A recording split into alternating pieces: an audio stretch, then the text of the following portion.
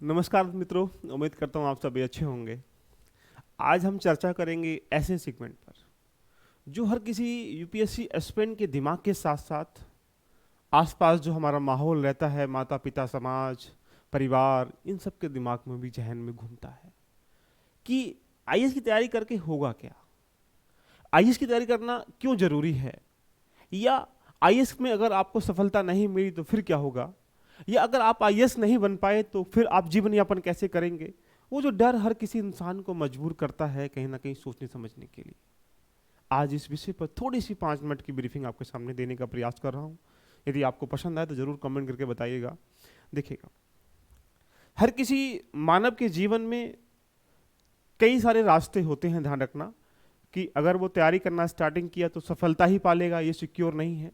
चाहे डीएम का ही बेटा क्यों ना हो, चाहे कमिश्नर का बेटा ही क्यों ना हो, और एक गरीब किसान का बेटा भी तैयारी करेगा तो जरूरी भी नहीं कि पा जाएगा, नहीं पा जाएगा, ऐसा भी कोई सिक्योरिटी इसमें नहीं होती है। इसकी एक लंबी जर्नी है। इस जर्नी में बहुत सारी चीज़ों का समाहित हो जाना स्वाभाविक सी बात है, लेकिन मैं आज इसके बारे में नॉर्मली बात करूंगा कि क्या इसके बेनिफिट है। आइए चर्चा कर लेते हैं मोहब्बत के साथ।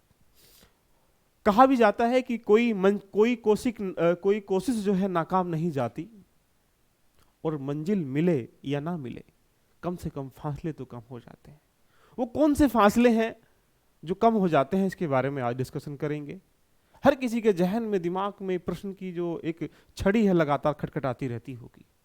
चलिए, यूपीएससी की इस यात्रा में, आईएएस की इस यात्रा में देखा जाए तो प्रीलिम्स को फॉर्म भरने वाले 10 से लेकर 12 लाख बच्चे होते हैं। 10 लाख बच्चे मान लेते हैं, लेकिन प्रीलिम्स की धर्मशाला में अपने माथा टेकने के लिए लगभग 4 से 5 लाख बच्चे ही, ध्यान रखना, वहां अपना भूमिका निभा पाते हैं। 6 लाख बच्चे वो हैं जिनको तैयारी करते समय विशेष ध्यान ही नहीं था, या अपने डर को ध्यान रखना होने की वजह से वो उस यात्रा के, प्रीलिम्स की यात्रा तक नहीं पहुंच पाए।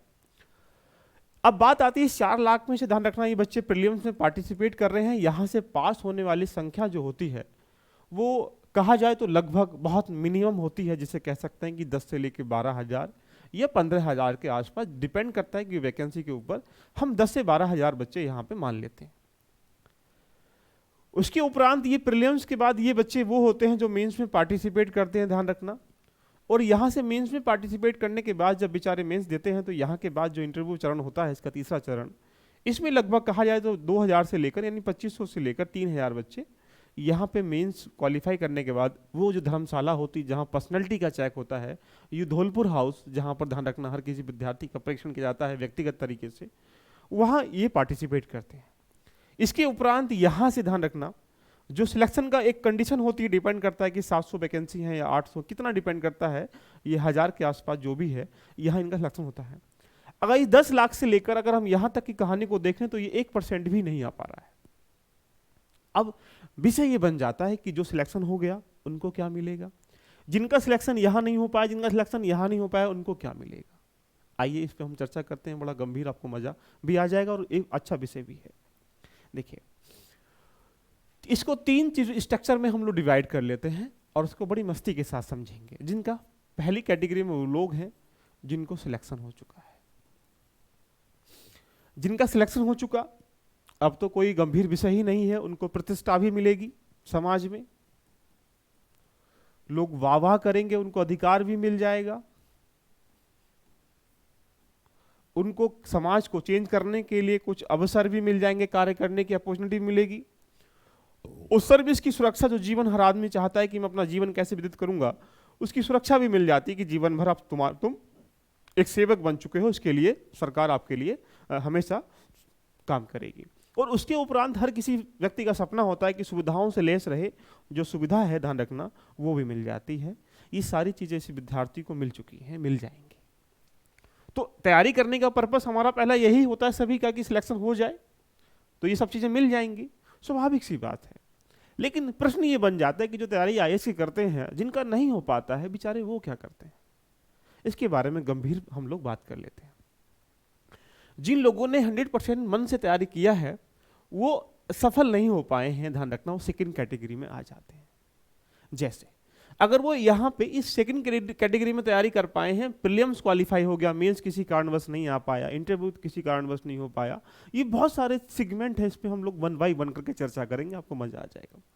पहली बात, इसमें ए पॉइंट में जाए तो सेकंड कहीं ना कहीं सर्विस में वो सिलेक्ट हो जाते हैं। यानी चाहे सेकंड सर्विस का मतलब ये रहा कि चाहे स्टेट की सर्विस हो या वो सेंटर की सर्विस हो, जैसे स्टेट पीसीएस होता है, या फिर जो बाकी जो एग्जाम है, एसएससी का एग्जाम है, बैंक का एग्जाम है, रेलवे का एग्जाम है, तो वो इतने परिपक्व हो जाते हैं, उनके अंदर मेहनत करने की इतनी कला बिल्ड हो जाती है, या उनके अंतर्गत एक प्रकार से कहा जाए कामों करने का प्रबंधन इतना अच्छा हो जाता है, वो दृढ़ संकल्पना के साथ चीजें मैनेज करना जान जाते हैं, वो हिस्ट्री से, ज्योग्राफी से, पॉलिटी से इतने अवेयर हो जाते हैं कि आने वाले जो बाकी चीजें हैं यहाँ आराम से टैकल कर पाएंगे। और हाल ही के वर्षों में ये भी देखा गया है कि यदि अगर आप स्टेट पीसीएस की ध्यान रखना, अगर डाटा निकाल के अगर देखें तो उसमें जो स्टार्टिंग वाले जो बंदे होते हैं टॉप 100 टॉप 50 वाले, अगर उनसे अगर उनका बैकग्राउंड देखा जाए तो वो भी तैयारी कहीं ना कहीं यूपीएससी की पहले कर रहे होते हैं। तो पहली बात है, जो असफल हो गए हैं वो कहीं ना कहीं सफल यहाँ हो जाएंगे, कहीं ना कहीं जाके वो गिरेंगे किसी ना किसी पेड़ पे।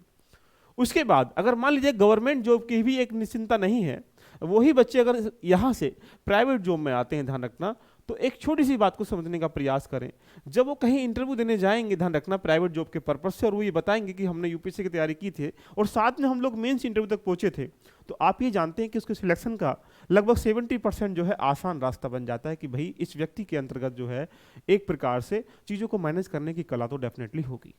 तो जो व्यक्ति यहाँ सफल नहीं हो पाए वो यहाँ सफल हो जाएंगे, जो यहाँ नहीं सफल हो पाए यहाँ हो पाएंगे।